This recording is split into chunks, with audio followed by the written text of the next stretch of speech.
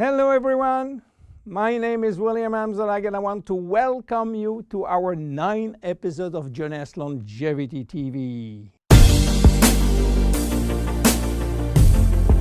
Jeunesse, we are redefining youth.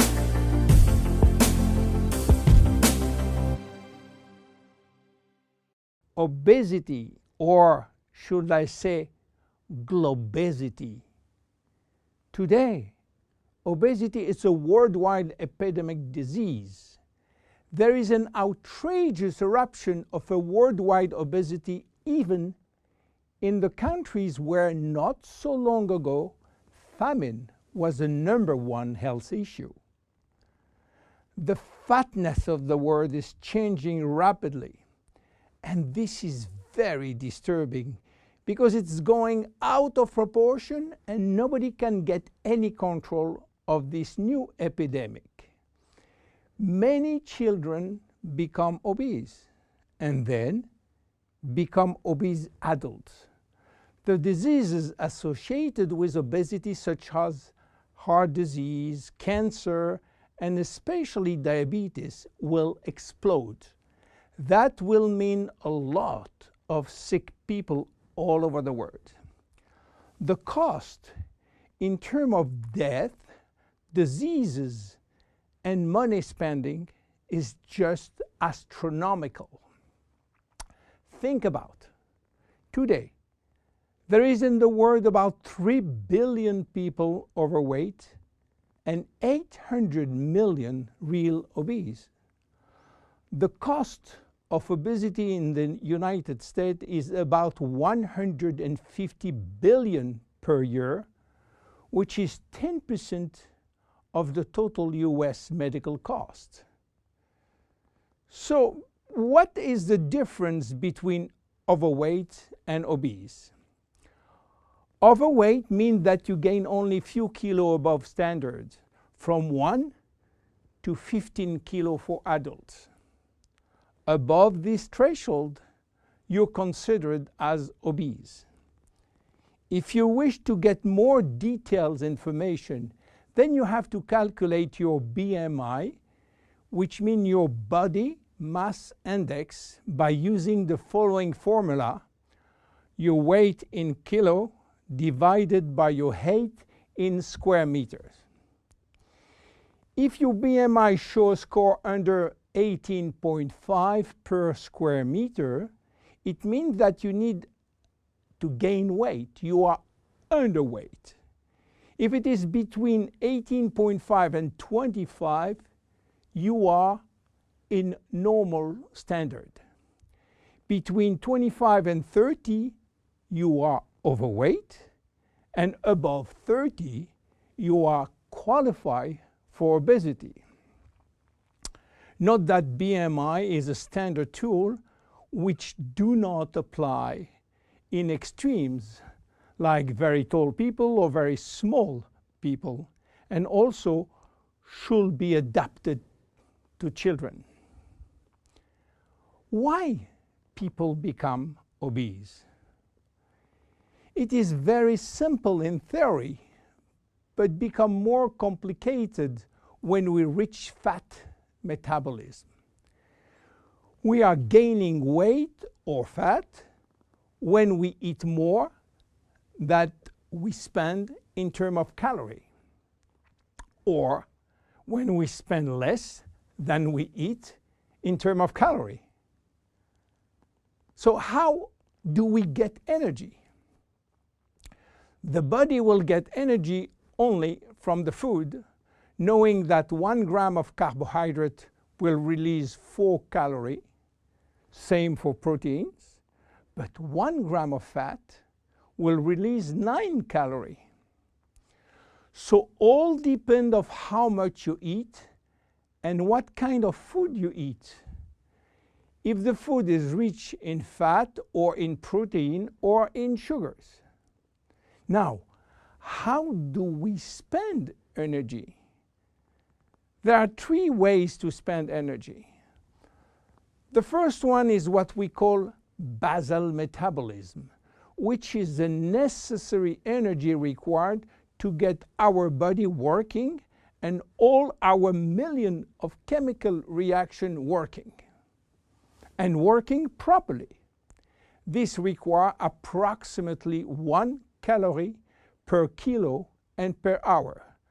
So if you weigh 60 kilo, you will spend in 24 hours 60 multiplied by 24 equal 1,440 calories per day. And this is good news because you have no control on that. The second spending is the necessary energy to fight against heat or cold. And these depend on the environment and the way that you are protected against heat or cold. It is called thermogenesis. And again, you have little control on that. The third one is the energy required to move your body, and that is entirely up to you. This is to say that physical activity is the only controllable way to spend energy. We will see later that this very simple way of gaining or losing weight is influenced by many, many other factors, and especially the control of fat metabolism by a sophisticated group of hormones. So why such epidemic? To understand, we have to go back 20,000 years ago. As surprising that it can be, our genes have not changed for the last 20,000 years. At this time, life for humans was quite difficult. In fact, life was based on food availability, and food was really available only during spring and summer. The rest of the time, no food, almost famine. Our genes has to adapt and to work in accordance with this alternance of abundance and famine, and they create a kind of energy storage. The fat cell was born. This cell has the capacity to store all kinds of energy derived from fat, from carbohydrates, and even proteins. It can increase 50-fold its size and retain energy in the form of triglycerides. Because of uncertainty of food availability, our genes were oriented toward the saving mode, which means that every time we eat, all the energy coming from the food was oriented in the storage facility. What happened 20,000 years later? Our genes are still oriented towards saving mode, but there is no more famine. On the contrary, the new society offers an extreme abundance of food rich in calories, and that all over the year. And guess what happened? Everything is going first in storage. And once in storage, it is very difficult to get out. You understand now why it is very difficult today not to gain weight or fat. But there is another factor. 20,000 years ago, in order to bring food at home, men were hunting, fishing, or climbing trees to get fruits. And that was a huge energy spending mode. Today, with the new technology created for lifting heavy items or escalator or elevator, we reduce drastically our energy spending. You understand now why it is so easy to gain weight or fat. What are the consequences of obesity in terms of health and longevity? To make a long story short, it is a disaster.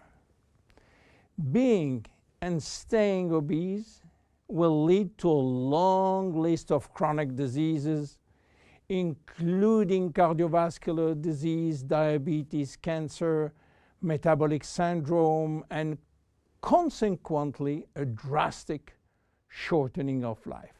That will not account for the uncomfortable physical, emotional, and mental consequences of being heavy for ourselves and for our relationship. In terms of aging, obesity is shortening telomeres, increasing DNA damage, and reducing stem cell pool. So what to do for reducing obesity? Obviously, it is quite difficult considering the worldwide effort of the medical community with so small results. Health authorities are repeatedly organizing campaigns to inform people about the consequences of eating too much sugar or fat or the lack of exercise. But the food industry until now do not help and still putting on the market food rich in bad sugar and bad fat. The first step is to be convinced that improving your lifestyle, which means improving your nutrition, your physical activity, managing your stress and your emotion, in order to stop impulsive eating, will be a very good action to preserve your life and your longevity. The second step will be to use specific food supplements to help managing your fat metabolism and rebuild the muscles that you lose when lacking exercise. This is why Jeunesse decided to create a new line of product specially designed to counteract craving, to help fat metabolism, and to reduce muscle loss. Be with us in our next episode dedicated to the Zen Body line. My name is William Amzalag, and I will see you on our next episode. Thank you.